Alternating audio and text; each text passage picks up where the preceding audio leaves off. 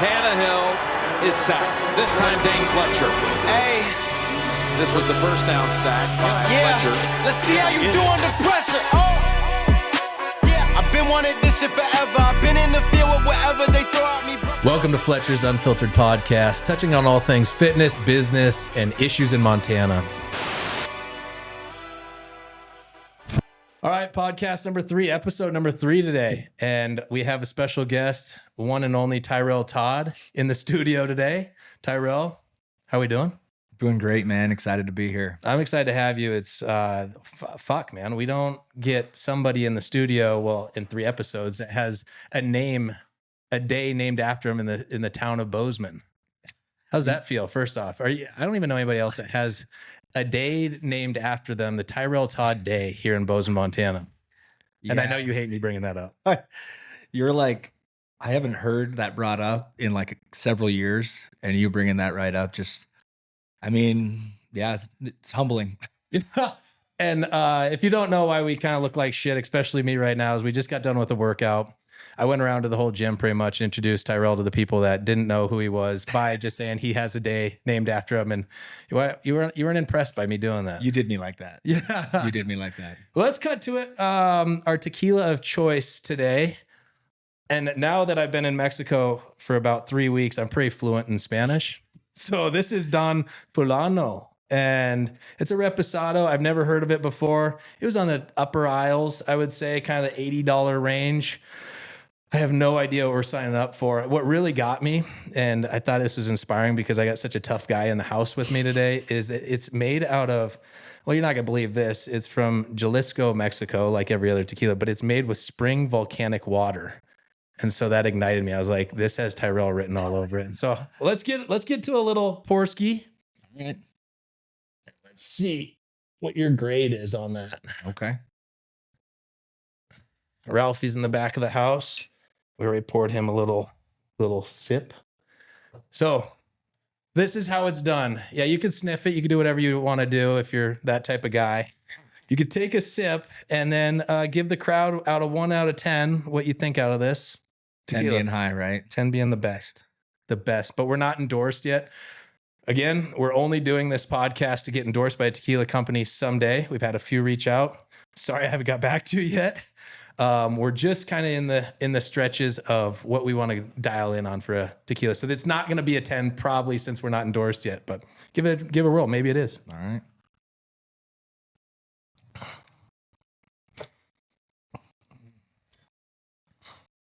I like it.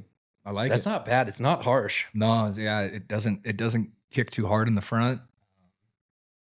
I like doesn't bite too bad. I'll give it a 7.5. Wow, you're a nice guy. Yeah, I'd probably give it like a 6.87. I'm a little bit more critical. Sure. Especially after my Mexico trip. You get into a lot of tequilas every day for 3 weeks. So the liver's critical towards this one, but it's still good. I'm with you. The liver. Okay. Yeah. Okay. I'm not familiar with that. The liver? My liver is hurting. Okay. My liver is dying. Gotcha. That sip of tequila killed my liver right now. It might just shut down. Let's get into it, man. So we went to high school together. You're a year older than I am. We played football together. You probably didn't even really know who I was in football. I did because I just remember you being tough, and I remember specifically like, man, I want to rip this guy's head off. And then, but I was like, man, he's pretty tough. And then I came back like 2 years later, and I was like, who the fuck is this guy? Like, you grew, and you were like 235. And I was like, what? Yeah. What happened? Like, I need whatever he's got. Me and Kaiser just lived in the weight room for a few years, eating 24 egg whites a day. Whatever you were doing there. And I was like, okay, I need some of that. Yeah. And I mean, I remember, so from my short memory too is, high school, you were the guy to push everybody in the weight room. You were the guy. Not only could you do it on the mats, which I know nothing about wrestling. I'm excited to dig in on that, like the mats and how kind of weird that is, 2 dudes on a mat. But like, I don't need you to beat me up right now either. But then, you know, and then you're the guy for football too, playing middle linebacker. I was like, okay, you had the cowboy collar. Like you were the guy that, you know, as a junior looking up to you, I was like, you just follow these footsteps. And I just remember, if I follow your footsteps, I'll be all right. And then when you're a senior and then you went full ride to Michigan. Yeah, I mean, just under full ride. I mean, but you're going to Michigan out of Bozeman, Montana. That's the biggest deal that I've ever heard of, you know? So I was just trying to follow your footsteps. Can you kind of elaborate a little bit on the feeling of going to Michigan, your steps there, and then, you know, I'll kind of brag about you, what you did in Michigan, how you kind of got a day named after you in Bozeman as well. I'll keep bringing it up. Please don't. Oh gosh. So I love you bringing up the, you know, those guys in front of you. So like Zach Schmidt, he was just a tough son of a bitch. And, you know, Andrew was in my class, good football players. You know, Jesse Brown, tough linebacker, crazy, you know. Jesse was just in here yesterday, which is cool. Yeah. Yeah. I mean, and so these guys, Mike Stenberg, gosh, those are the main ones, that rise to, you know, I mean, Nick Disley, you know, but it's like, you know, watching these guys, and especially like when you're young, you're like, okay, all right. And then Coach Walker, Bill Walker was our football coach, and he did a great job. Him and Coach Rule. Coach Rule. Yeah. Bad dude. Rule is the man. And Beardsley. Yeah. Beardsley's the man. I just caught up with Beardsley the other day. Oh my gosh, it was awesome. Yeah. So this is only hitting home for all the Bozeman crowd, Bozeman Knights, but that's awesome. Yeah. Give a shout outs to our guys. Yeah. I mean, so, you know, you see, okay, this pipeline, it's like, okay, like I can do something big here. And, you know, then wrestling is going well. You know, my dad started us young. I'm the oldest of three boys. We wrestled. My dad wrestled in college in Montana State. The program was dropped the year I was born, 1985. And then, recruited, love football, absolutely loved it. Just love the battle, love the Friday night and the lights. Like, I mean, I'll never forget some of those nights, you know, going to war with your brothers. And, but wrestling was having a lot of success, and that was the path. Right. And, you know, recruiting side of things, Tony Beardsley, I would not have been exposed without Tony Beardsley. I mean, he was a great coach. He really focused on me and the guys that were serious. He would drive us to camp in Michigan, University of Michigan wrestling camps, go to Chicago, go to Vegas, wrestle in tournaments. And I mean, there's something to, I don't know, like growing up simple on a farm. My dad's a super hard worker, wrestler. And like, I just had a lot of confidence. I'm like, man, I'm tougher than these guys. And I mean, they may know more moves, but like, I'm going to beat them. And I had some good tournaments, got me on the map. And then, you know, the recruiting process started happening. And, you know, it was Oregon State, Missouri, Michigan, Purdue were the visits that. Wow. Yeah. Well, and I mean, I try and do the framework that your dad raised you three boys as, just tough fucking dudes, man. Like between you, Tay, and Tell, your younger brothers, Tay became a Green Beret, and Tell was an unbelievable wrestler and now an optometrist, smart as shit, smarter than anybody in this room. He's smarter than me. Yeah, I mean, smarter than me too. So that's not too hard. But you know, to raise some smart dudes that give back, and I know they give back to the community, give back to the country on the Green Beret side. You got some badass dudes, and now hearing what objective you have and where you want to take your wrestling and your coaching wrestling and your experience in the future is pretty telling for your parents on that end. And so now as a parent, right, and raising boys on myself, girls for yourself, you got two young girls. Either way, guys, girls, you're raising, you want them to be tough. You want to be level-headed. Is there anything else that you're preaching to your kids now of how you're trying to raise them? Yeah. You know, so it's kind of if you don't mind me going a little more into the wrestling. Sorry. Yeah. Dig in. So my story going to Michigan, I actually committed to my parents to Mizzou. Brian Smith, who I just worked with the last 6 years, recruited me to Michigan or to Missouri.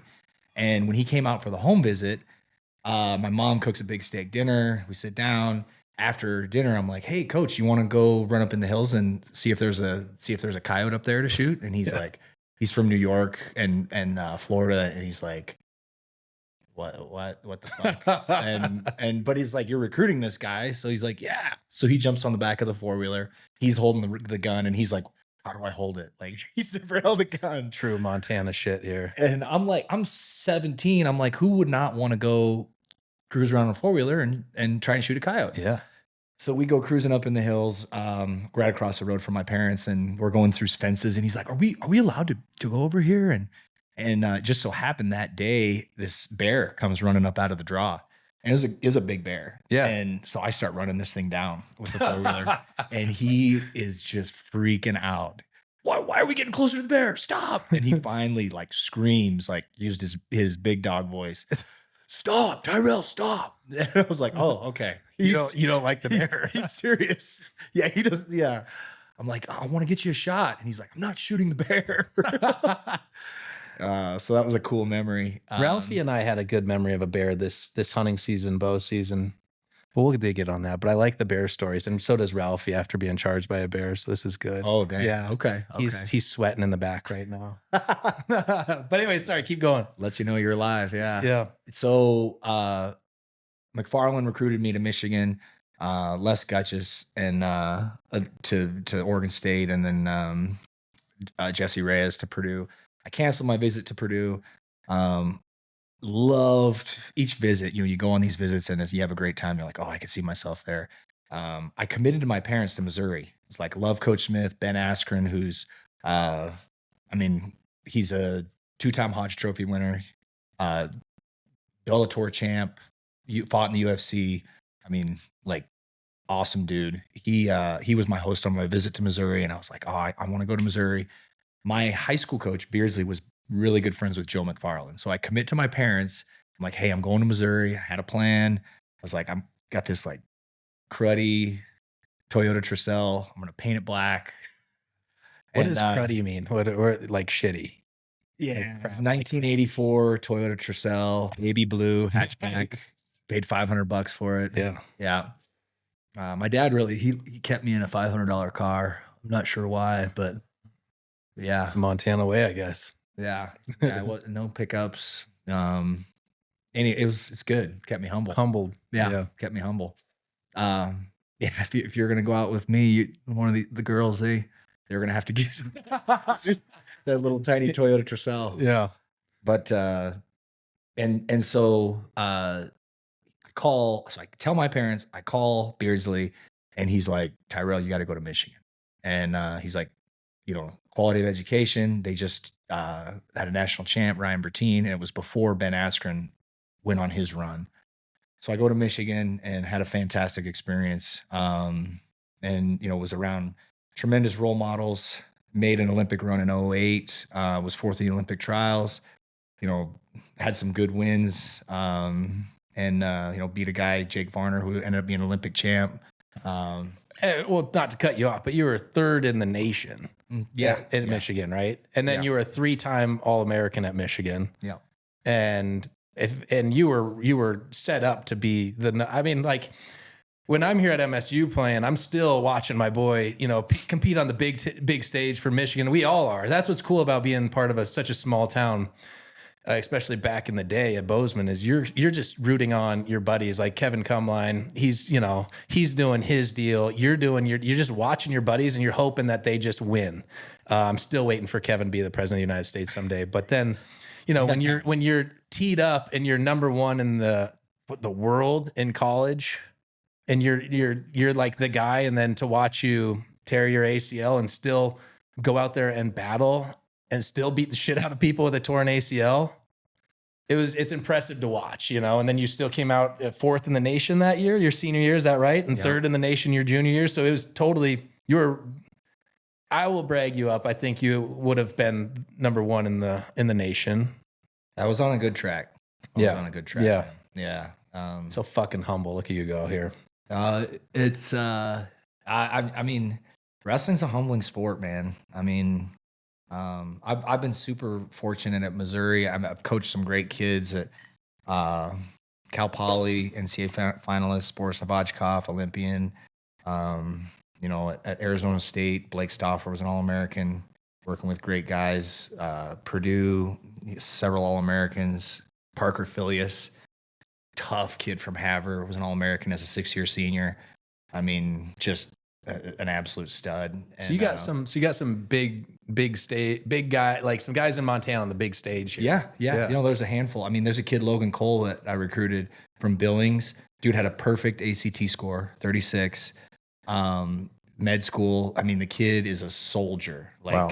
And I mean, he's tough. He's going to be good. And he went to Mizzou, got him there, and I'm excited to see what he's going to do. But I mean, I had the opportunity to coach Keegan O'Toole, who's arguably the best wrestler in the country right now. Aiden Sinclair. So both of these guys came from Ben Askren's club. Okay. So he's arguably the best youth level coach, and rising into high school in the country. And his technique and mindset really changed the game for wrestling in the United States, in my opinion. But these two guys, Keegan O'Toole, Aiden Sinclair, I mean, they're hell on wheels. They're world beaters. Keegan O'Toole's won U20 Worlds. He's won U23 Worlds, 2-time NCAA champ. And he's training through 2028. And he actually just took my job. So I feel pretty good about that. If anyone was going to take my job, it's Keegan O'Toole. That's wow. That's impressive, man. Like, it's cool to be in like the same room as those guys and learn, but teach them too. I mean, sure that the reason why they're there is because you're able to help them with everything you've learned throughout your life. And obviously the way that you are still working out and everything, you're still rolling on the mats with these guys and putting it to them, aren't you?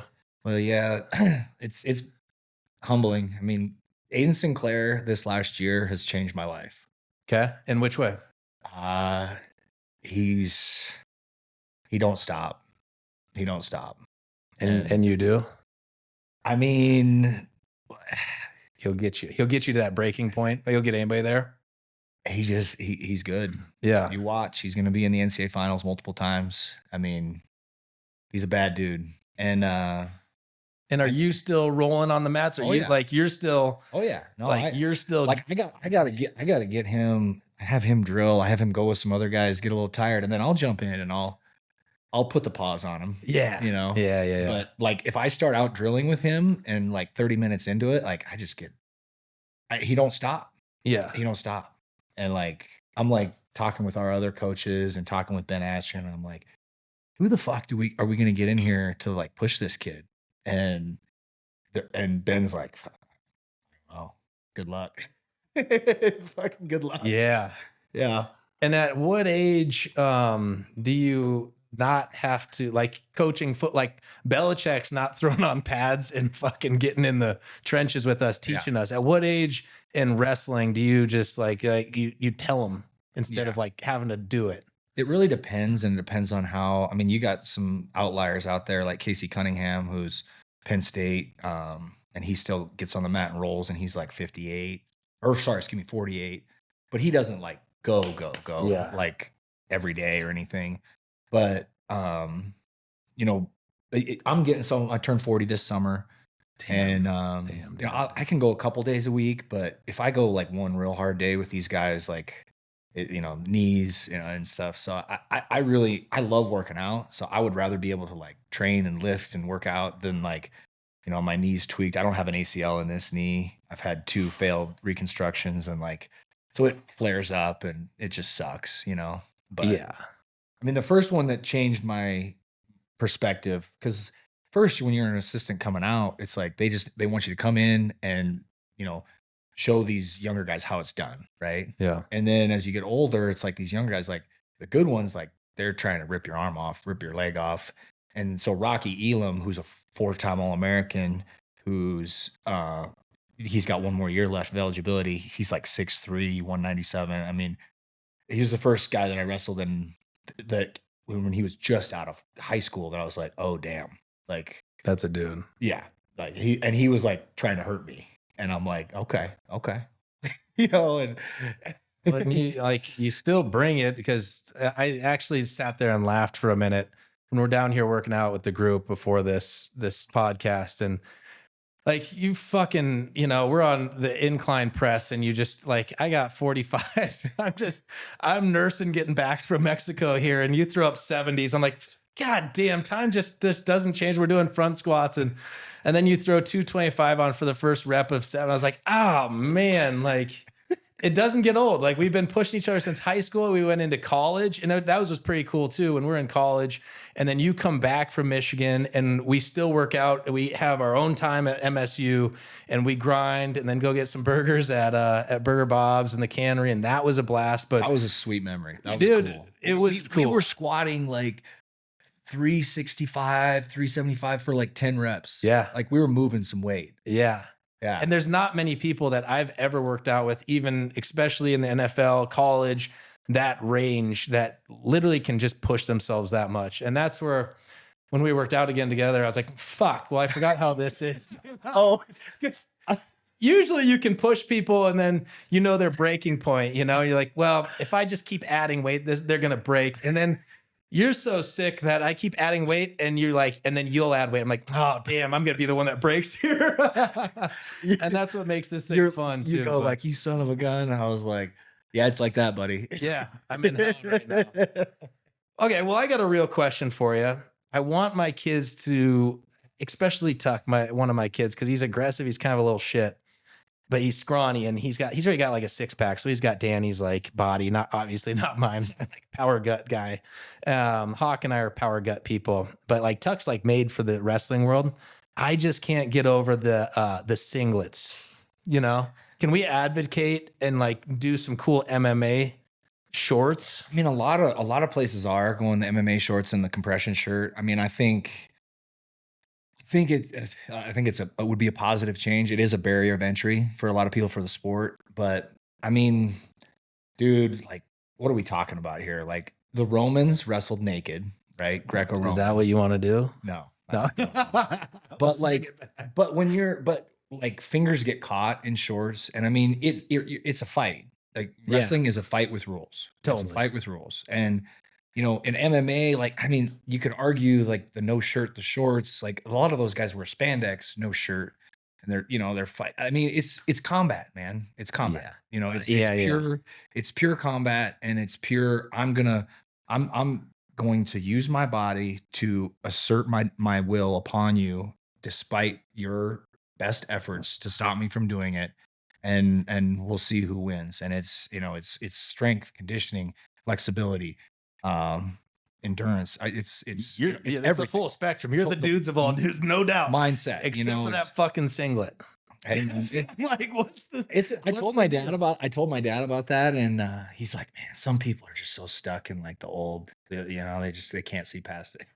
They talk about me. Yeah. No, I mean, but I truly believe I'm speaking for like 98% of people, because we don't know.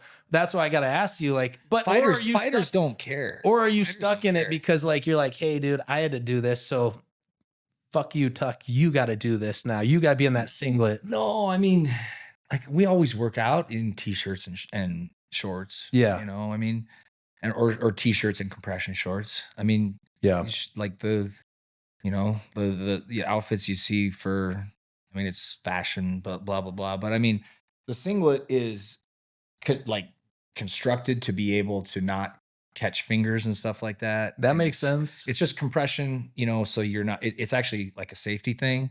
And, even shorts and stuff like, and guys are, a lot of guys, like, especially you watch Russians and stuff. And like, I got some stuff that's pretty mean that I'll do, but it's just like when you're, if there's cloth and stuff like that, like people can be even dirtier. Like, yeah, I mean, they'll grab your balls. I mean, it's like, yeah, I mean, it's part of the game. But the thing is like, if someone is doing that, like word gets around, and like, I mean, everyone's trying to hurt do them. that. Well, trying to hurt them. It's like, oh, you're like that. You're a ball grabber. I'm going to get you. Like, and what if you pretend like you like it? Have you ever done that? Yeah. No. Okay. Oh yeah. Me neither. Hey, me neither, man. Hell yeah, dude, brother. Let's drink a tequila to that. Cheers. A guy that I split with, Mike Pasillo. 2-time. He was a national champ. I beat him twice. He beat me twice. You know, great wrestler. He came out as gay right after college. Right on. And it was like, dang, like, you know, He was up in your stuff. I was like, hot dang, man. I'm glad I pinned him twice. But he pinned you twice. No, he beat me Oh, by no. points. All right. Well, I'm really glad that you actually brought that up on that side, because that's my other issue that I have with wrestling is the starting position. Yeah. That's like, folk style. That's what folk is style. it? Folk style wrestling. Okay, So because it's only done in the US. the 98% folk call that doggy style, dude. You know, like, because can we also just, like, I think MMA is doing it right. You wear shorts, and then you can get like your logos on the shorts. Like the Right. Pit would logo that. Oh, I don't know the Pit like throwing up just logos on singlets just yet. I'll get with the times though after this conversation, because I don't need your dad to beat me up either. Like, Yeah, but you don't want JT to put the paws on you, man. But the other deal is, can we just go in and just like give him a little dab up like MMA and not have to start in the doggy position? Hey, I'm with you. So here's again, from, you know, the casual viewer perspective, it's like, what's going on here? Yeah. So freestyle wrestling they don't start, but it's you start up and then you take them down, you try and turn them, or, you know, freestyle is all throw based. So you're trying to throw them, you're trying to push them out of bounds. Folk style is all about control. So if you can control, and folk style is harder because, you know, when you wrestle someone who sucks on their feet, you can still lose to them because they're super good on top and they're good with the wrists and they're just like sticky.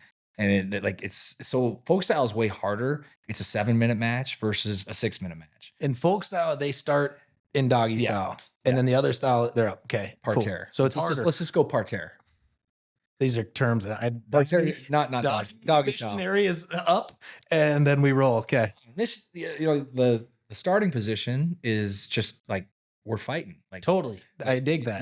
we stepped outside a bar, you shoved me, like boom, here we are, you know? Yeah. But, you know, it's not like, hey, I get top, like you go down. It's not with the street fight. But Yeah. from a control standpoint, there's a lot more technique involved. Okay. With the folk style, the top and bottom. I mean, a big part of our culture at Missouri is like, we're gonna ride you. And I mean, we spend a ton of time in the top position, and our guys are amazing in the top position. And so a lot of times when we wrestle teams, they won't take down on us. They're like, we'll just go up, we'll go neutral. And that's a free point for us. So if we take down, we get out. They won't take down. If there's no takedown scored, we win 1-0. Okay. Fair enough. So yeah. I don't want to be ridden. Dane, we're gonna get you there. I don't want to be ridden. So We're gonna get you there. And you would probably get out unless you had someone really good on top, and you ain't getting out. no, that's my nightmare. That's why I have never signed up to go to jail or anything like that. I'm trying not to. I like to get out. Like I like to not. I like to be in the missionary situation. Freedom. But okay, and then the cauliflower ear. You gotta explain that to me, because is that like because when I walk into a bar and I see a guy like you, I'm gonna be pretty nice, you know, because like that shows something there. But could you have gotten that taken care of? Because I had cauliflower ear when I was in high school, just from my helmets, my hockey helmet rubbing on my ear, and I got it drained. Do you just purposely not get it drained because you're like, these are battle marks, or does it get that beat up? Where I drained it. Yeah, you drained it. Yeah, as much as I could. So they just what happened? I mean, when you're training and preparing for a tournament, it's like, and hockey's a tough sport. I mean, those dudes are tough. But you know, but it's like, so I drain it today, go in tomorrow, you and I wrestle, and I'm like wearing headgear, and I'm like, hey man, like my ears, like, can you stay out? Can you know, but it's still like gets hit. And then it blows up again, like, you know, and then it just keeps blowing up, and you keep draining it, but eventually the cartilage just hardens. It's gotta hurt like crazy then. Oh, when it's blown up and like it gets hit, oh my gosh, it's Like if super painful. And right now, if I punch you in that left ear, does it hurt more or not? It's dead. I mean, it's dead. Yeah, it's hard as a rock. Yeah, yeah, it's hard as a rock. I don't even feel it. Yeah. Wow. Yeah, but Jujitsu is really big, boxing some, but wrestling and jujitsu, just because the training is so consistent. And so you get a blunt trauma injury, and then it's like, yeah, if you took 2 weeks off the mat, be fine. Yeah, but you're not doing that. But you're in there the next day and you try and cover it up. You try and, headgear, you try to tape it to your head or whatever. And it just keeps getting irritated. Well, to kind of like start wrapping this up, because I'm squeezing the juice and I want to keep this to, we could sit here for a couple hours, but really I think that the town, this Bozeman, Montana, it's exactly like fitness business issues in Montana. Like the issues in Montana and in the country, the world right now are that we, in my eyes, are not raising men to be men anymore. And I know just from working out, we were kind of talking about that. I think that this town is lucky to have you and potentially coming back now. Yeah. What are our thoughts? Lonnie and I are planning on moving back to Bozeman. The wrestling has been such a central part of my life, since I was 4 or 5 years old. But my true like heart and passion is like just seeing, our culture, our society, how, there's so much,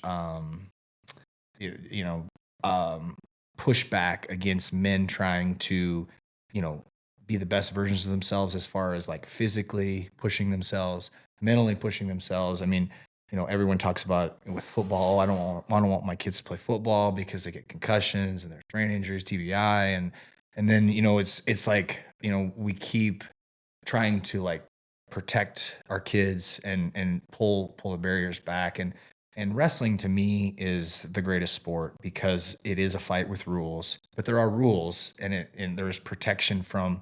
And I love MMA. I think it's amazing.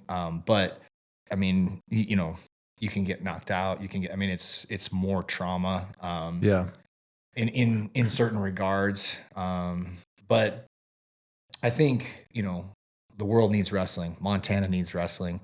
I mean, we have some amazing people that are so successful. Bill Zadok is the head coach of USA Wrestling. Grew up in Great Falls, Montana. I grew up watching him.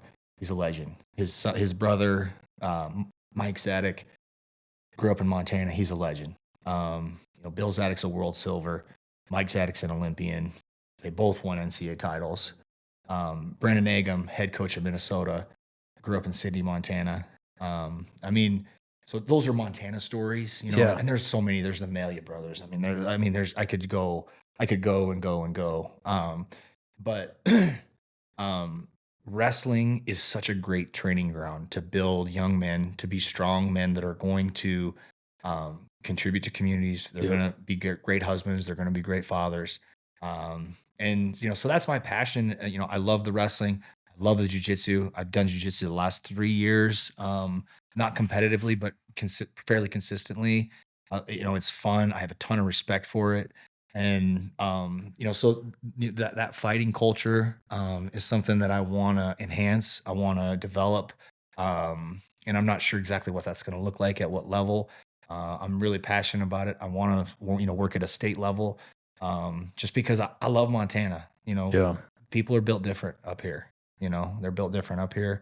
So just like, the idea of being able to, and I want, our young wrestlers, our young, warriors, guys like yourself to go out there and make your mark, man. Play in the NFL. Like, dude, I would look in the paper. My dad would be like, "Hey, did you see Fletcher? In the Super Bowl?" Yeah. I'm like, "Yeah, man, that's crazy." Yeah. You're